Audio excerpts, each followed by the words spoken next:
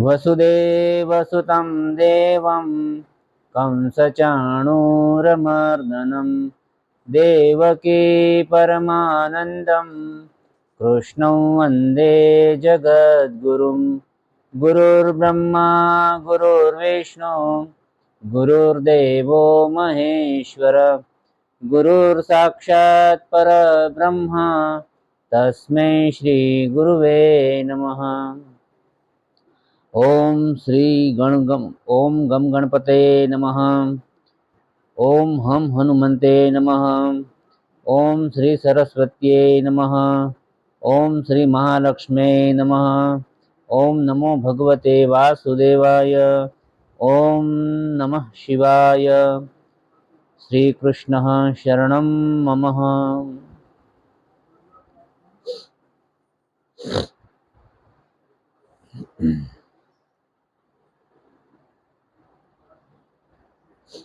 गई काले આપણે જોતા હતા કે આપણે ગમે ત્યારે કથાનું શ્રવણ કરીએ તો શ્રવણની સાથે મનન પણ ખૂબ જરૂરી છે। શ્રવણ કરીએ અને જો મનન ન કરીએ, મનન એટલે પ્રેક્ટિસ, જો એની આપણે ઘરે જઈને પ્રેક્ટિસ ન કરીએ, મનન ન કરીએ તો એનું આપણા જીવનમાં કંઈ બહુ મહત્વ રહેતું નથી, એનો આપણને લાભ મળતો નથી। એટલા માટે ગમે ત્યારે કથા શ્રવણ કરો તો સાથે સાથે મનન પણ કરવું ખૂબ જરૂરી છે। આપણે એક વાર્તા જોઈએ તો કે એકવાર ઉજ્જૈનના રાજા મહારાજા વિક્રમાદિત્યના દરબારમાં એક મૂર્તિકાર 3 મૂર્તિઓ લઈને આવે છે।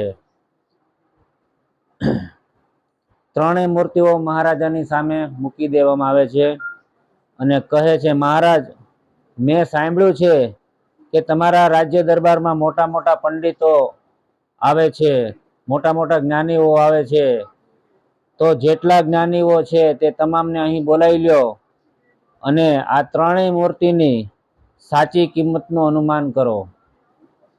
ત્યારે મહારાજા વિક્રમાદિત્ય કહ્યું કે એમાં તો શું મોટી વાત છે,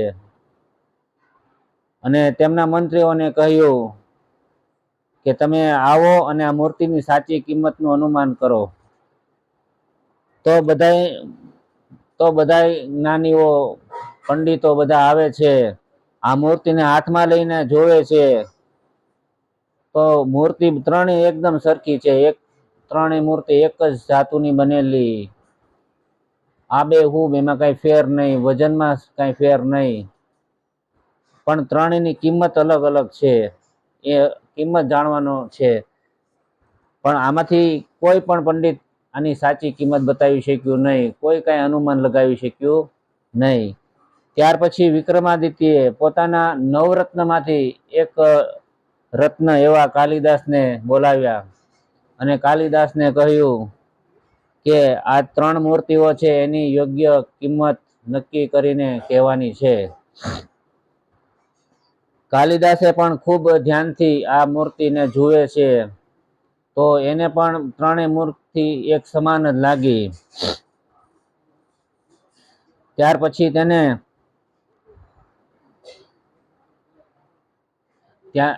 પછી તેને એક સોનાનો વાળો મંગાવ્યો। તે સોનાનો વાળો તેને એક પેલી મૂર્તિ લીધી, પેલી મૂર્તિના કાનમાં નાખ્યો, આ કાનમાં નાખ્યો તો સામેના કાનમાં તે વાળો નીકળી ગયો, પસાર થઈ ગયો। પછી તે મૂર્તિ તે નીચે મૂકી, બીજી મૂર્તિ લીધી, બીજી મૂર્તિના કાનમાં વાળો નાખ્યો તો આ કાનમાં વાળો નાખ્યો, તે વાળો મોં દ્વારા બહાર નીકળ્યો। પછી તે મૂર્તિને પણ નીચે મૂકી દે છે અને ત્યાર પછી ત્રીજી મૂર્તિને લીધી, તે ત્રીજી મૂર્તિના કાનમાં વાળો નાખે છે તો તે વાળો બહાર નીકળતો નથી, અંદર ઉતરી ગયો। ત્યાર પછી કાલિદાસે તે મૂર્તિને મૂકી દીધી। ત્યાર પછી કાલિદાસ કહે છે કે મહારાજા વિક્રમાદિત્ય, આ જે પહેલી મૂર્તિ જે છે એ એકદમ યુઝલેસ છે, સાવ નકામી છે, એની કોઈ કિંમત નથી, તેની 2 કોડીની પણ કિંમત આવે એમ નથી। અને જો આ બીજી મૂર્તિ છે તે મૂર્તિની કિંમત 1000 સુવર્ણ મુદ્રાઓ છે। અને આ ત્રીજી મૂર્તિ છે તેની કિંમત મહારાજા તમારું આ પૂરું સામ્રાજ્ય પણ વેચી દો ને તો પણ તમારી આ મૂર્તિની કિંમત ચૂકવી શકાય એવું નથી. આ મૂર્તિ અમૂલ્ય છે. ત્યારે મહારાજા વિક્રમાદિત્યને આશ્ચર્ય થયું કે એવું તો શું આ મૂર્તિમાં કાલિદાસે જોયું. વિક્રમાદિત્યએ કહ્યું કે કાલિદાસ, તમે સમજાય એ રીતે કંઈક કહો.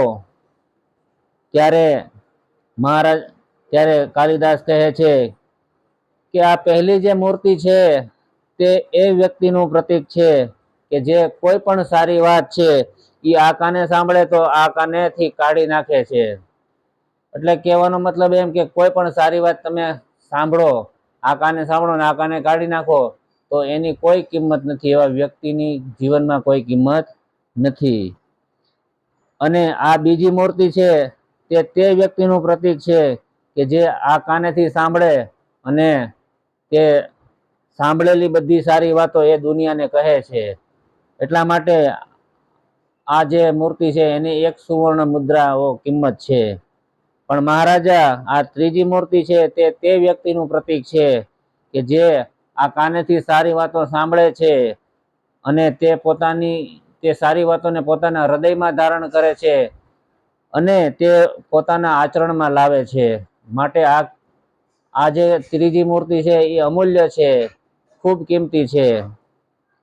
એવી જ રીતે આપણે આજે કથાને સાંભળીએ છીએ તો આપણે વિચારવાનું છે કે આ કથાને સાંભળીને શું આપણે આપણા હૃદયમાં ધારણ કરીએ છીએ, એની ઉપર આપણે આચરણ કરીએ છીએ તો જ આ વાતોની કિંમત છે. બાકી આ કોઈ પણ શાસ્ત્રીય વાતોની કોઈ કિંમત રહેતી નથી. એટલે કે કોઈ પણ સારી વાત તમે આ કાનેથી સાંભળો ને આ કાને કાઢી નાખો તો એની કઈ કિંમત નથી. પણ જો સારી વાતો તમે સાંભળો અને એનું મનન કરો અને જીવનમાં ઉતારો તો જ તેની કિંમત છે. તો જ આપણું જીવન છે એ બદલાશે, આપણું જીવન છે એ ધન્ય થશે. માટે સારી વાતો છે એ જીવનમાં ઉતારવી જોઈએ. આપણું જીવનને ભગવત કાર્યમાં ઉપયોગ કરવો જોઈએ. એવી જ રીતે આ ધુંધુકારીએ છે તે શ્રવણ કરે છે અને તેનું મનન કર્યું માટે તેની માટે વૈકુંઠમાંથી વિમાન આવે છે અને પ્રભુના પાર્ષદો ધુંધુકારીને નમસ્કાર કરીને વિમાનમાં બેસાડે છે અને વૈકુંઠમાં જાય છે. ગામ લોકોએ આ દ્રશ્ય જોયું. ગામ લોકોએ શ્રવણ કર્યું પણ મનન ન કર્યું એટલે તેના માટે વિમાન ન આવ્યું. ત્યાર પછી થોડાક સમય પછી ગોકર્ણએ ફરીવાર નગરમાં શ્રીમદ ભાગવત કથાનું આયોજન કર્યું અને સમગ્ર ગામ લોકોને કહ્યું કે આ વખતે આપણે કથા બધા સાંભળશું અને સાથે સાથે મનન કરશું તો આપણા બધા માટે વિમાન આવશે. માટે આ બધા લોકોએ ધ્યાનપૂર્વક કથા સાંભળી, એકાગ્ર ચિત્તે કથા સાંભળી અને પોતાના જીવનમાં એની ઉપર મનન કર્યું અને એના જીવનમાં ઉતારવાનો પ્રયત્ન કર્યો. માટે 7 દિવસ પછી બધાની માટે વિમાન આવ્યું અને બધા તે વૈકુંઠમાં ગયા. તો શું આપણે બધાએ વૈકુંઠમાં જવું કે નહીં? બોલો બોલો, આપણે બધાએ વૈકુંઠમાં જવું ને? તો 7મા દિવસે આપણે પણ વિમાન મંગાવી લઈએ. જેને જવું હોય તે ઊંચો હાથ કરે.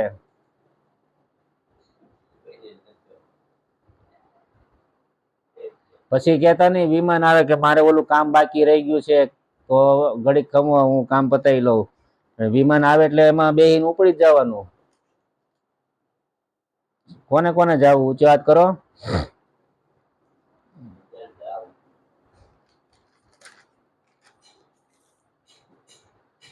એટલે આપણે અહીંયા વિમાનનો અર્થ સમજવાનો છે. વિગતમાન એટલે વિમાન. જીવનમાંથી માનની અભિલાષા જતી રહે એટલે જ વિમાન. કથા શ્રવણ પૂરી થાય એટલે માનની અપેક્ષા જતી રહેવી જોઈએ. કથા શ્રવણ પૂરી થાય એટલે માનની અપેક્ષા જતી રહેવી જોઈએ. જીવનમાં અમાની બનવું જોઈએ. જે માનની અપેક્ષા નથી રાખતો તે અમાની છે.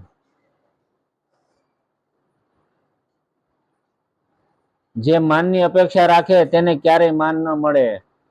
બીજાને માન આપવાથી માન મળે છે. પણ આપણે તો હનુમાન જેવું થવાનું છે. હનુમાન એટલે કોણ? તો કે હનુમાન એટલે કે જેને પોતાના માનનું હનન કરી નાખ્યું. હનુમાનજીએ પોતાના સંપૂર્ણ જીવન દરમિયાન સેવક ભાવ રાખ્યો અને દાસ્ય ભાવ રાખ્યો. રામજીના કામ કર્યા. તે અમાની હતા માટે તે દાસ્ય ભાવ રાખી શક્યા. દાસ્ય ભાવ, સેવક ભાવ રાખવો સહેલો નથી. આપણે પ્રભુને પિતા તરીકે સ્વીકારીએ, મિત્ર તરીકે સ્વીકારીએ, પણ દાસ્ય ભાવે સ્વીકારી શકતા નથી. તે અઘરું છે. માનની અપેક્ષા જાય તો સહજ સેવા ભાવ નિર્માણ થાય છે. જો આ બધું કેવું છે? માન છે, અપમાન છે, સ્વમાન છે, અભિમાન છે, સામાન છે, હવામાન છે, મહેમાન, આ બધું પ્રોબ્લેમ વાળું છે ને? બધું પ્રોબ્લેમ વાળું. તો કે વિમાન પણ પ્રોબ્લેમ વાળું. વિમાન પ્રોબ્લેમ વાળું, કારણ કે વિમાન જ્યારે ફાટે ત્યારે શું થાય? તો કે મૃત્યુ થઈ જાય માણસનું. શું થઈ જાય? અગ્નિ સંસ્કાર થઈ જાય. અને એ વિમાન જો આમ સમુદ્ર ઉપરથી જતું હોય તો સમુદ્રમાં પડે તો સાથે સાથે અસ્થિ વિસર્જન પણ ત્યાં જ થઈ જાય છે. એટલે વિમાન જ્યારે ઉપડે ત્યારે માણસ આખો આમ ધ્રુજતો હોય, અંદર પ્રાર્થના કરવા લાગે ભગવાનને. વિવાદે વિષાદે પ્રમાદે પ્રવાસે જલેચા નલે પર્વતે શત્રુ મધ્યે અરણ્ય શરણ્ય સદામાં પ્રપાહી ગતિસ્ત્વમ ગતિસ્ત્વમ ત્વમેકા ભવાની ગતિસ્ત્વમ ત્વમેકા ભવાની. હે ભગવાન, મને શાંતિથી પોગાડી દેજો. અને જ્યારે વિમાન છે એ પાછું લેન્ડિંગ કરે, ઉતરે, ત્યારે શું કે છે? હાશ, થેન્ક ગોડ. એવું છે આ બધું. માન, અપમાન, સ્વમાન, અભિમાન, વિમાન, આ બધું પ્રોબ્લેમ વાળું છે. એક હનુમાનમાં જ કઈ પ્રોબ્લેમ નથી. હનુમાન એટલે કે જેને પોતાના માનનું હનન કરી નાખ્યું તે. હવે આપણે આ વ્યાસપીઠ છે, આ વ્યાસપીઠનું મહત્વ આપણે સમજવાનું છે. તો કે વ્યાસપીઠ એટલે વેદ વ્યાસની પીઠ.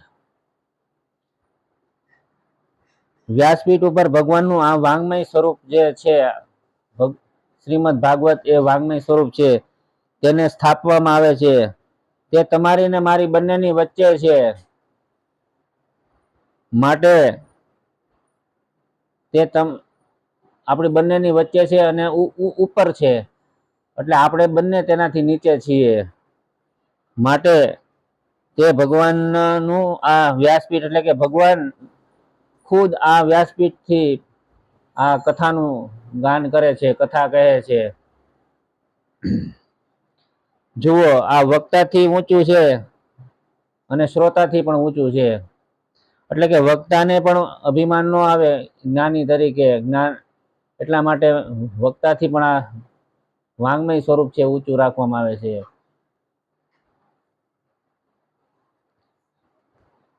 અને વક્તા જ્યારે એના મુખેથી જ્યારે કોઈ કથા કરે છે તો એના એ કથા કરે છે અને સાથે સાથે શ્રવણ પણ કરે છે. એટલે એકંદરે આ વક્તા છે એ તમારામાંનો જ એક વ્યક્તિ છે. બરોબર? કોઈ વિશેષતા નથી આ કથા કરવામાં મારી, કે એકંદરે કોઈ વક્તા નહીં. અમે વક્તા તરીકે કથા વાંચતા હોઈએ તો એ કાનથી સાંભળતા હોઈએ છીએ. આ વ્યાસપીઠ ઉપરથી માત્ર વેદ વ્યાસના વિચારો જ બોલવામાં આવે છે. ખુદ ભગવાન પણ અહીંથી બોલે છે. શાસ્ત્રી બોલે છે, પણ ઘણીવાર શાસ્ત્રીએ ન વિચાર્યું હોય ને એવું અંદરથી નીકળી જાય છે. એવું કોઈ વાક્ય, સારો વિચાર નીકળી જાય છે. અને અમને પણ ક્યારેક એવું આશ્ચર્ય થાય છે કે આવું તો આજે મારે વિચાર્યું નહોતું ને આવું સરસ મજાનું સુંદર વિચાર મારા અંદરથી નીકળ્યો છે. ત્યારે એમ થાય છે કે નહીં, આ વ્યાસપીઠ ઉપરથી માત્ર ભગવાન જ તે કથા કહે છે અને વ્યાસજી જ બોલે છે. એટલે ભગવાન ખુદ વાંગમય સ્વરૂપે પ્રગટે છે અને અમને પણ થાય કે આ જે કંઈક નવું જ પ્રગટ થયું. શ્રીમદ ભાગવત વાંગમય સ્વરૂપ છે તો તેના અલગ અલગ અંગો પણ છે. પ્રથમ સ્કંદ ઠાકુરજીનો જમણો પગ છે. પ્રથમ સ્કંદ તે શું છે? તો ઠાકુરજીનો જમણો પગ છે. દ્વિતીય સ્કંદ છે તે ડાબો પગ છે. તૃતીય સ્કંદ તે જમણો હાથ. ચતુર્થ સ્કંદ તે ડાબો હાથ. એવી રીતે આ ભગવાનના પૂર્ણ શરીરની એક રચના છે. પંચમ સ્કંદ જમણી જંઘા. છઠ્ઠો સ્કંદ ડાબી જંઘા. આઠમો સ્કંદ જમણી છાતી. નવમો સ્કંદ ડાબી છાતી. સાતમો સ્કંદ કમર. દસમો સ્કંદ ભગવાનનું હૃદય, અને જેમાં ભગવાનની શ્રી કૃષ્ણની તમામ કૃષ્ણ લીલાનું વર્ણન છે. અને 11મો સ્કંદ એ પ્રભુનું લલાટ નું કપાળ, અને 12મો સ્કંદ એ ભગવાનનો ઊંચો કરેલો હાથ છે. ભગવાન આ રીતના ઊંચો હાથ કરેલો છે. ઠાકુરજીએ એક છબી એવી છે પણ જેમાં ભગવાને ઊંચો હાથ કર્યો છે. પણ પહેલી વખત જયારે ઊંચો હાથ કર્યો તેને ગોવર્ધન પર્વત ઉપાડ્યો એટલા માટે એનો ઊંચો હાથ કર્યો. પણ આ બીજી વખત શા માટે ઊંચો હાથ કર્યો? તો ભગવાન કહે છે કે આ સંસારના મેળામાં મારા સંતાનો ખોવાઈ ગયા છે. તેમને ખબર નથી કે તે ખોવાઈને ફરે છે. હું તેને બોલાવું છું કે હું અહીંયા છું, અહીંયા આવ, અહીંયા આવ, એમ કરીને હું તેને બોલાવું છું. જેવી રીતે એક નાનું બાળક રમત રમતું હોય, તેને રમતમાં જ ધ્યાન હોય છે. તે બાળકને ખબર નથી કે હું કયા દેશમાં, કઈ પરિસ્થિતિમાં, કેવા માહોલમાં જન્મ્યો છું. એ બાળક એની રમતમાં મશગુલ હોય છે. બાળકને ખબર નથી હોતી કે મારા જીવનમાં મારે મોટું થઈને શું કરવાનું છે, મારો ધ્યેય શું છે. બાળકને કાંઈ ખબર નથી હોતી. એમ આ દુનિયાની અંદર છે ઘણા લોકો ભટકીને જીવન જીવતા હોય છે. એને એ પણ નથી ખબર પડતી કે મારા આત્માનું કલ્યાણ શેમાં છે. મારે આ જન્મ મળ્યો તો મારે શું કરવા માટે મળ્યો છે, મારે શું કરવું જોઈએ, એનું કલ્યાણ શેમાં છે એની ખબર નથી હોતી. ત્યારે ભગવાન તેને બોલાવે છે. ભગવાન તેની ઉપર કૃપા કરે છે. એવી રીતે જ આ દુનિયાના લોકો પોતાના આત્મકલ્યાણ શેમાં છે તેની ખબર નથી હોતી. અને ઘણા લોકો છે આવું વિચારી પણ નથી શકતા. આ મોટામાં મોટી એક કરુણાતિકા છે. આ સમય ભગવાન તેની ઉપર કૃપા કરે છે અને તેને યોગ્ય માર્ગ બતાવે છે.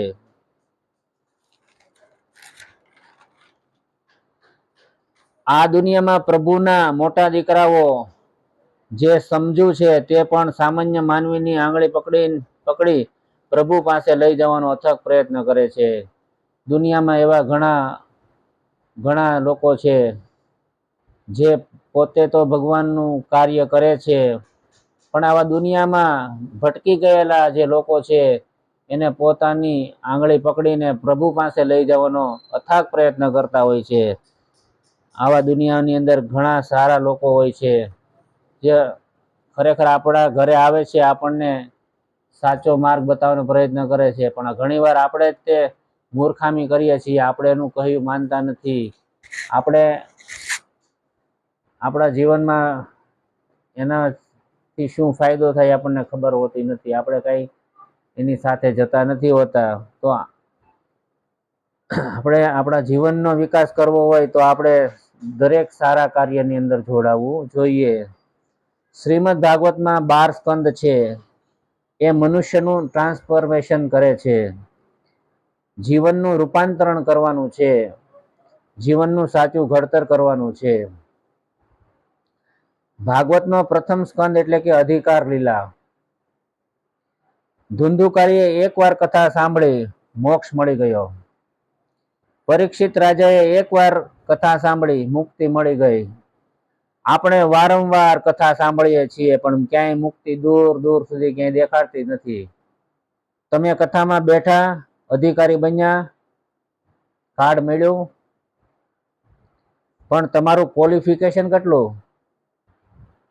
તમે પરીક્ષામાં બેસવાને ત્યારે તે હકદાર છો જ્યારે તમે ક્વોલિફાઈડ હોવ. એમ આપણે ભાગવતના આ જ્ઞાન યજ્ઞમાં ત્યારે જ બેસવાના અધિકારી છીએ જ્યારે એની માટે ભગવાન આપણને તે કાર્યમાં આપણને જોડે છે. તેને માટે આપણને કલ્યાણ કરીને તેને લાયક બનાવે છે. વક્તા અધિકારી હોય તો શ્રોતા પણ અધિકારી હોવો જોઈએ. જેવી રીતે કે સાત્વિક વક્તા હોય તો સાત્વિક શ્રોતા, રાજસી વક્તા હોય સામે રાજસી શ્રોતા, તામસી વક્તા હોય તો તામસી શ્રોતા. એ જ રીતે સાત્વિક વક્તા, રાજસી શ્રોતા, સાત્વિકની સામે તામસી, રાજસીની સામે સાત્વિક, રાજસીની સામે તામસી, તામસીની સામે સાત્વિક. એ રીતના ઘણા બધા પ્રકારના વક્તા અને શ્રોતાના જોડકા થાય છે. પણ વક્તાનું ચયન પણ યોગ્ય રીતે કરવું જોઈએ. વક્તાનું ચયન કરવા જાય ત્યારે યોગ્ય રીતે વક્તાનું ચયન કરવું જોઈએ. આપણે શું કરીએ કે આપણે એમ વિચારીએ કે ભાઈ આપણે બહુ જાજુ બજેટ નથી, એટલે આપણે ઓલા બાજુના ગામમાં છે ને, એ હમણાં જો ને એ કથા કરે છે, જેવી તેવી કથા કરે છે. આપણે ક્યાં એટલો બધો, આપણે તો આપણે પિતૃને મોક્ષની અપાવી છે એટલે તો ગમે એવી કથા કરે. તો આ કથાનું કામ ને આપણે તો, એટલે જે પણ પૈસા આપે એ પૈસા લઈ લે છે, એટલે બોલાવી લે કથાકારને. એમ કરીને આપણે એ નથી જોતા કે વક્તા છે કેવો સાત્વિક છે કે તામસી છે કે રાજસી છે. આપણે કથા કરાવવાનું કામ, એટલે આપણે કથાકારને બોલાવી લ્યો. એમ કરીને કથાકારને બોલાવી લે. પણ વક્તા કેવો હોવો જોઈએ? તો કે વક્તા આપણા શ્રીમદ ભાગવતનો વક્તા છે એ વ્યસની ન હોવો જોઈએ. કોઈ પણ પ્રકારનું વ્યસન ન હોવું જોઈએ. ચાનું પણ વ્યસન ખરેખર ન હોવું જોઈએ, એવું મારું માનવું છે. એક વક્તા હતો, તે મોઢામાં માવો ખાઈને કથા કરી રહ્યો હતો. તો વક્તા છે મોઢામાં માવો ખાઈને કથા કરતો હતો. ત્યારે એટલે આમ શું છે, આગળ જે ભાગવત હોય ને મૂક્યું હોય, એ ભાગવત ઉપર થૂક ઉડતું હતું. એટલે એક ભાઈ આવીને કહ્યું કે શાસ્ત્રીજી, તમે જ્યારે કથા કરતા હોય એટલા સમય તો તમે મોઢામાં માવો ન નાખતા હો. ત્યારે શાસ્ત્રીજી કહે, તને શું ખબર પડે? કે એ અમે શું કરતા હોય ને અમને બધી ખબર હોય. તારે એમાં વચમાં કઈ દોડાયું થવાનું નહીં કે તમારે કે નહીં કે. તો એ કેવું તને કાલે એનો જવાબ હું તને કાલે આપી દઈશ. એમ કરીને એ વક્તાએ કીધું કાલે હું જવાબ આપી દઈશ. પછી બીજે દિવસે આવ્યા.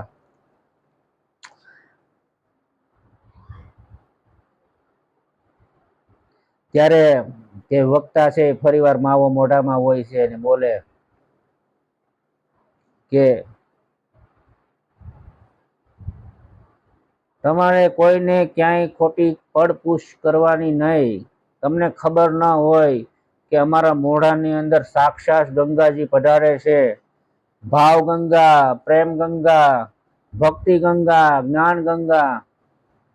આવું કથન સાંભળ્યું એક વ્યક્તિ. એટલે એ વ્યક્તિને બીજા દિવસે એક અવળી એમથી પડીકી લઈને આવે છે અને કહે છે શાસ્ત્રીજીને કે શાસ્ત્રીજી, તમે મોં ખોલો. શું છે? તે કે પ્રસાદ છે. શેનો પ્રસાદ? એ કે તમે પેલા પ્રસાદ ખાવ તો ખરી. એમ કરીને મોઢું ખોલાવીને એમાં પ્રસાદ, એમાં જે હતું એને હાથમાં નાખી દીધું મોઢામાં. પછી એને કઈ સ્વાદ કઈક વિચિત્ર લાગ્યો. શાસ્ત્રીજી કે આ છે શું? તો ઓલો કે આ મારા પિતાજીના અસ્થિ વિસર્જન છે, અસ્થિ છે, જે મારે ગંગાજીમાં પધરાવાના હતા. પણ હું તો એવો ગરીબ માણસ છે, ક્યારે ગંગાજીએ જાવ ને ક્યારે અસ્થિ વિસર્જન કરવું. એટલે આ તો ઘર બેઠા જ ગંગા મળી ગઈ, તો પછી મારે બીજે ક્યાં બહાર જવાની જરૂરત છે? એમ જો આજે પણ સાત્વિક વક્તા મળે તો આ ગ્રંથ છે એ ખરેખર મોક્ષ અપાવે એવો છે. માટે વાલા સ્વજનો, જ્યારે પણ વક્તાનું ચયન કરો ત્યારે ખૂબ વિચારીને અને સારા વક્તાનું ચયન કરવું. બીજો સ્કંદ છે એ જ્ઞાન લીલા છે. ત્રીજો સ્કંદ છે એ સર્ગ લીલા. સર્ગ એટલે કે ક્રિએશન, સર્જન, નિર્માણ. પછી ચોથો સ્કંદ છે વિસર્ગ લીલા. પાંચમો સ્કંદ છે સ્થાન લીલા. છઠ્ઠો સ્કંદ છે પોષણ લીલા. સાતમો સ્કંદ છે ઉતિ લીલા. ઉતપ કર્મ વાસના, ઉતિ એટલે કે વાસના. અને આઠમો સ્કંદ છે મન્વંતર લીલા. મનુનો વંશાવલી દર્શાવતો આ સ્કંદ છે. નવમો સ્કંદ છે ઈશાનું કથા લીલા. 10મો સ્કંદ છે નિરોધ લીલા. બીજા વક્તાઓ આને આશ્રય લીલા કહે છે. 11મો સ્કંદ છે એ મુક્તિ લીલા છે. 12મો સ્કંદ છે આશ્રય લીલા, પણ વિદ્વાનો કહે છે એને નિરોધ લીલા. ગઈકાલે આપણે જોયું મંગલાચરણનો શ્લોક લીધો, તો તે એક જ શ્લોક ઉપર પૂરા 7 દિવસ સુધી શ્રીમદ ભાગવતની કથા થઈ શકે. આટલો ઊંડો આ મંત્ર છે, આટલો ઊંડો આ શ્લોક છે. તો કે વિદ્વાનની પરીક્ષા છે ને ખરેખર શેમાં થાય? તો કે વિદ્વાનની પરીક્ષા છે ને ભાગવતની અંદર થાય છે. કેટલું ઊંડું સમજાવી શકે છે તે મહત્વનું છે. ગમે તેટલો ગ્રંથો વાંચી લેશો પણ ભાગવત સમજમાં નહીં આવે.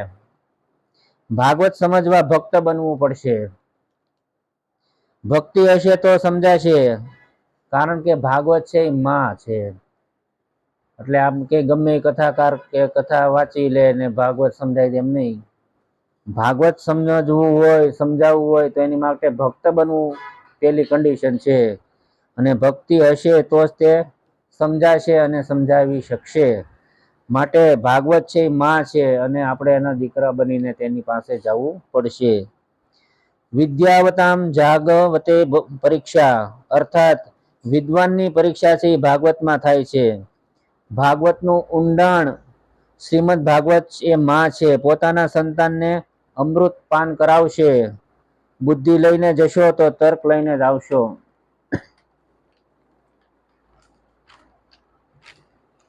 પ્રશ્નો લઈને જશો તો ભાગવતનું અમૃત નહીં મળે, પરંતુ બાળક બનીને જશો તો તે પોતાના જ્ઞાનામૃતનું તમને પૈપાન કરાવશે.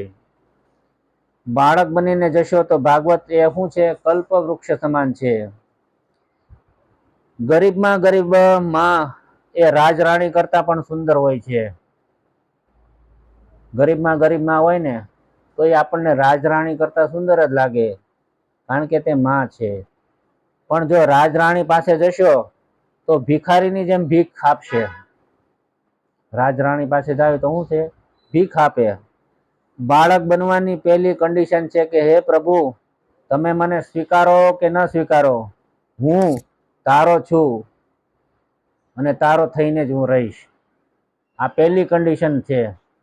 ભગવાનને શું કહેવાનું કે ભગવાન, તમે મને સ્વીકારો કે ના સ્વીકારો, પણ હું તારો છું અને તારો થઈને રહીશ. આ જો આપણા મનની અંદર આ પાક્કું વાત હોય તો ભગવાન આપણને સ્વીકારે છે. શ્રી વલ્લભાચાર્ય કહે છે કે આ જ સાચી શરણાગતિ છે. તો તે તમને જરૂર સ્વીકારશે જ. પણ દૂરથી વિચારશો કે સ્વીકારશે કે નહીં સ્વીકારે, મનમાં જરાય પણ સંશય હશે તો વાલા સ્વજનો, ભગવાન એવી રીતે નહીં સ્વીકારે. પૂર્ણપણે શરણાગતિ જોશે. કઈ રીતની? કે ભગવાન તમે મને સ્વીકારો કે ન સ્વીકારો, હું તારો છું અને તારો થઈને રહીશ. ભાવના હૃદય લીધા વગર જશો તો કંઈ પ્રાપ્ત નહીં થાય. પણ જો ભાવના પ્રેમ લઈને આવશો તો તમે માલામાલ થઈ જશો. બુદ્ધિની મર્યાદા છે. બુદ્ધિ આપણી છે એની કંઈક મર્યાદા છે. બુદ્ધિથી બધું જ શક્ય નથી. આપણે એમ કહીએ કે બુદ્ધિથી આપણે ભગવાનને પ્રાપ્ત કરી લેશું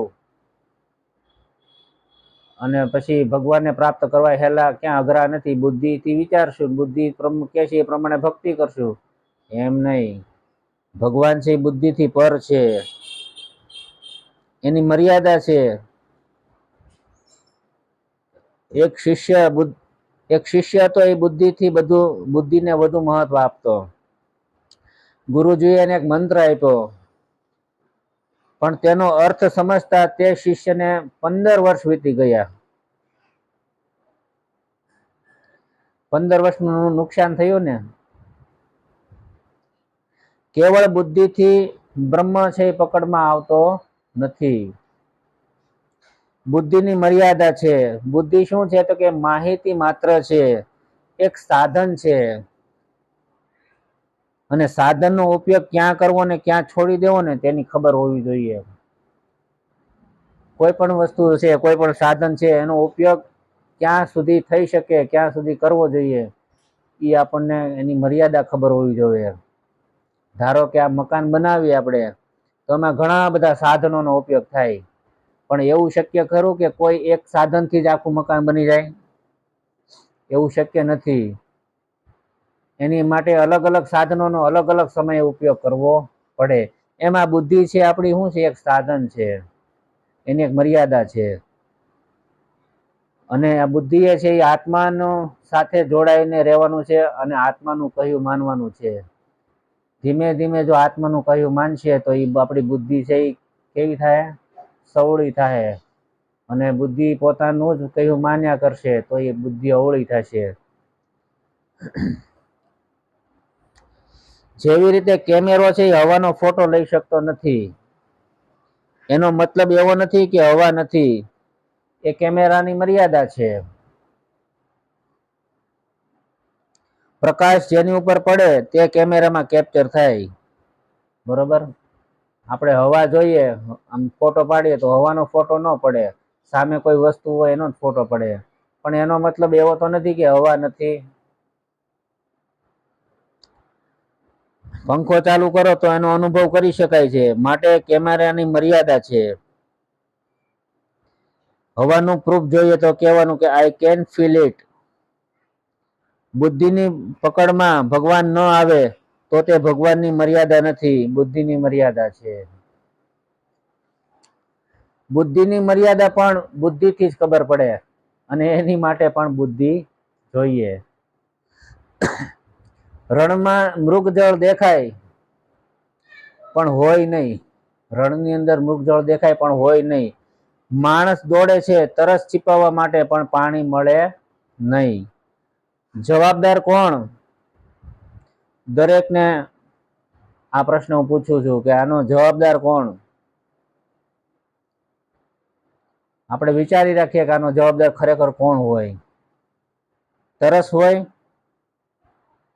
સનલાઇટ હોય, કે પછી બુદ્ધિ હોય? શાસ્ત્ર કહે છે અપેક્ષા. દુઃખનું મૂળ કારણ છે અપેક્ષા. સુખની અપેક્ષામાં દોડાદોડ કરે તો પણ દુઃખ જ પ્રાપ્ત થાય છે. અને આ બધી માયા છે. માયા કોઈ સ્ત્રી નથી. આપણે ભગવાનમાં અથવા ભગવાન આપણામાં ધામ બને તો આ માયા ચાલી જાય. આપણે એમ કહીએ ને કે આ સંસાર છે એ માયા છે, બરોબર? તો એ માયા કોઈ સ્ત્રી નથી. અને આ માયા છે કઈ રીતે આપણા જીવનમાંથી જાય? તો એની માટે સરળમાં સરળ ઉપાય છે કે ભગવાન આપણી અંદર, અથવા તો આપણે ભગવાનની અંદર ધામ બનીએ તો આ માયા છે એ જતી રહે છે. કોઈ જગ્યાએ લખ્યું હોય કે ઘી મળશે, અને બીજી કોઈ જગ્યાએ લખ્યું હોય કે શુદ્ધ ઘી મળશે. કન્ફ્યુઝન થાય ને?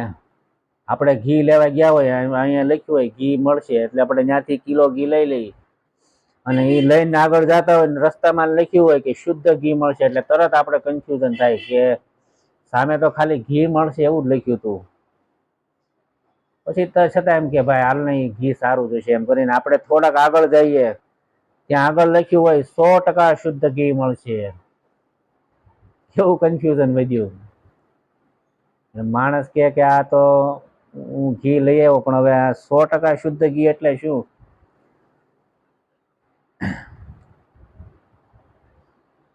કોઈ પ્રેમી તેની પ્રેમિકાને કહે કે હું તને પ્રેમ કરું છું, એ બરાબર છે. પણ કોઈ એમ કહે કે હું તને સાચો પ્રેમ કરું છું, ખરેખર પ્રેમ કરું છું, આ વાક્યોમાં શું છે? કન્ફ્યુઝન વધે છે. એમ સત્ય પણ એવું જ છે. પરમ સત્યમ ધીમહિ. પરમ સત્ય એ છે કે જેની ઉપસ્થિતિમાં અન્ય અસત્ય પણ સત્ય સમાન ભાસે છે. પરમ સત્ય કેવું છે? કે જેની ઉપસ્થિતિની અંદર અન્ય અસત્ય હોય ને એ પણ સત્ય લાગે છે. માટે ત્યાં દુનિયાની અંદર ઘણા બધા જૂઠું બધું માણસ ભેળસેળ ને જૂઠું ને આ બધું ચાલે છે. એનું કારણ જ એ બધું સત્યને આધારે ચાલે.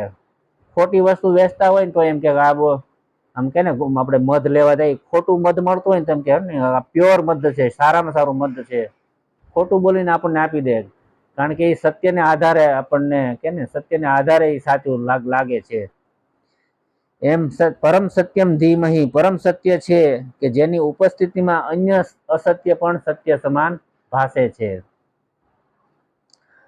રૂમમાં અંધારું હોય અને બલ્બ ચાલુ કરો તો આ પ્રકાશ આવ્યો ક્યાંથી? શું આ કાચનો જે બલ્બ છે એની તાકાત છે કે લાઇટની તાકાત છે? કે ના, એની અંદર ફિલામેન્ટ છે, એ ફિલામેન્ટની તાકાત છે. તો ખરેખર જોવા જઈએ તો આ કોઈની તાકાત નથી. જો તાકાત હોય તો એની અંદર ઇલેક્ટ્રિક કરંટ પસાર થાય છે, એની તાકાત છે. લેમ્પ હોય પણ અંદર ઇલેક્ટ્રિક કરંટ જ પસાર ન થાય તો પ્રકાશ ક્યાંથી મળવાનો? એમ કરંટ છે એ દેખાતો નથી, એમ બ્રહ્મ છે એ સ્વયં દેખાતો નથી, પણ તેના ચૈતન્યથી આ દુનિયા આખી છે આપણને દેખાય છે. બ્રહ્માના ઉર્જાથી બધું થઈ રહ્યું છે, એટલા જ માટે કહેવાય છે સત્યમ પરમ ધીમહિ. ગીતામાં ભગવાને કહ્યું, મયાભ્યક્ષેણ પ્રકૃતિ સૂયતે સચરાચરમ. આ પ્રકૃતિ છે એ મારી અધ્યક્ષતામાં ચાલી રહી છે. ભગવાન ગીતાજીમાં કહે છે કે આ પ્રકૃતિ છે એ મારી અધ્યક્ષતાની અંદર ચાલી રહી છે. તમારી ઘણી બધી ફેક્ટરીઓ હોય તો ત્યાં બધે તમારે ચાલુ કરવા જવું પડતું નથી.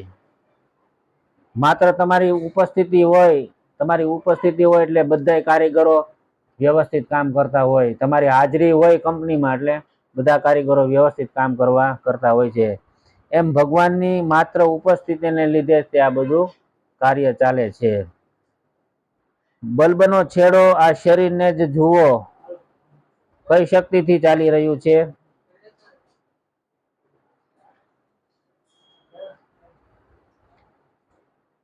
બલ્બને છોડો, આ શરીરને જોઈ લ્યો કે આપણું શરીર છે કઈ શક્તિ અંદર એવી છે કે એનાથી આ ચાલી રહ્યું છે. સત્યમ પરમ ધીમહિ, એક પરમ સત્ય છે જેનાથી આ આપણું શરીર, આ સૃષ્ટિ ચાલી રહી છે.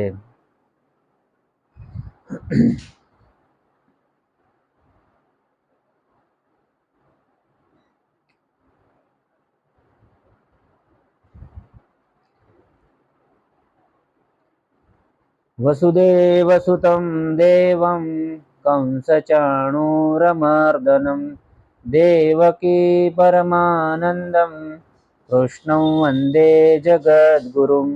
ગુરુર્બ્રહ્મા ગુરુર્વિષ્ણુ ગુરુર્દેવો મહેશ્વર ગુરુર સાક્ષાત પરબ્રહ્મ તસ્મૈ શ્રી ગુરુવે નમઃ.